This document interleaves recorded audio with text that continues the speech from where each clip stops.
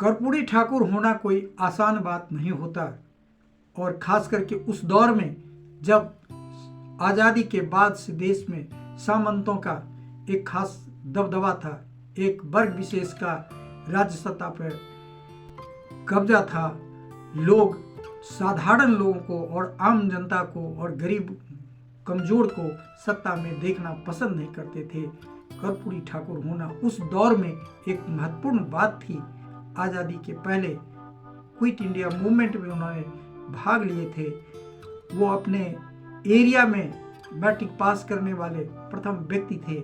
लेकिन इस सब से क्या होता है जब हमारा समाज का सोच ही बहुत ही दबा कुचला और घृणित हो। जो सामंती लोग थे, समाज के छोटे वर्ग में या पिछड़े जाति में पैदा होने वाले किसी तेज और होनहार बच्चे को भी वो छोटी निगाह से देखते थे। मैट्रिक पास करने के बाद उनके साथ सामंतों ने अच्छा व्यवहार नहीं किया था। उन्हें लोगों का जवाब शब्दों से नहीं, अपने कलम से दिया, और इस देश की तकदीर को लिखने में उन्होंने महत्वपूर्ण योगदान दिया। वो पहले व्यक्ति थे जिन्होंने शिक्षा का द्वार हर आम आदमी के लिए खोल दिया, क्योंकि उस जमाने में मैट्रिक में अगर अंग्रेजी में पास नहीं होते थे तो लोगों को, बच्चों को फेल कर दिया जाता था और लोग उच्च शिक्षा से वंचित रह जाते थे।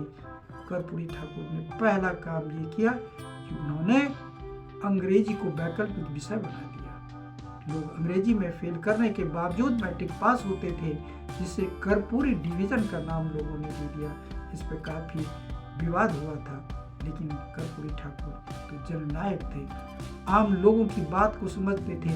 उन्होंने शिक्षा का दरवाजा आम लोगों के लिए खोल दिया। उन्होंने अपने छोटे से कार्यकाल में इतने महत्वपूर्ण कार्य किए जिसके आधार पे सदा बिहार की जनता और दबे कुचले और गरीब लोग आगे बढ़ते रहे और अपना प्रभाव और अपना प्रभुत्व कायम कर पाए।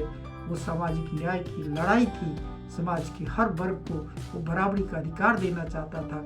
न केवल कमजोर सवर्णों के कमजोर वर्गों को भी उन्होंने आरक्षण देने का प्रबंध किया था। वो पहला व्यक्ति थे जिन्होंने मुंगेरी लाल कमीशन को लागू किया और अति पिछड़ा वर्ग को आरक्षण देने का काम किया, जिसकी देखा देखी आगे चलकर कई राज्यों में ये लागू हुआ और बिहार उस समय उस जमाने में एक रोल मॉडल के रूप में कायम हुआ।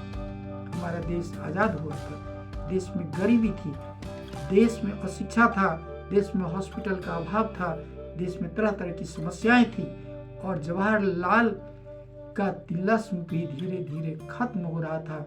वो भी लोगों को वो उतना कुछ नहीं दे पाए थे जिस उम्मीद से लोगों ने आज़ादी में हिस्सा लिया था। तो इस हिस्सेदारी की बड़ी लड़ाई कर्पूरी ठाकुर ने लड़ा, और जिनके नक्शे कदम पे चल करके आगे चल करके लालू यादव, नीतीश कुमार आदि इस दौर में आए और जिन्होंने उनके इस सामाजिक न्याय को आगे बढ़ाया। सवर्ण इन्हें गाली देते थे। एक गाली बहुत ही पॉपुलर था उस जमाने में, कर्पूरी, कर्पूरा, गद्दी छोड़ चला अस्तूरा, ऐसी गालियां।